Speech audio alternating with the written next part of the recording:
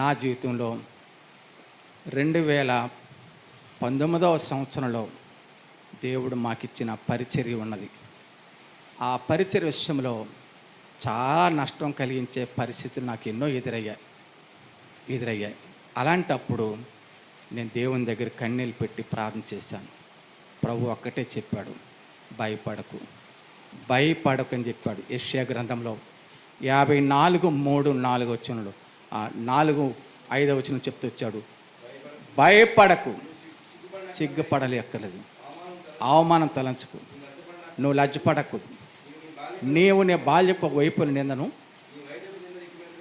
జ్ఞాపకం చేసుకొనకు, నిన్ను సృష్టించినవాడు ప్రియులారా జ్ఞాపకం చేసుకో.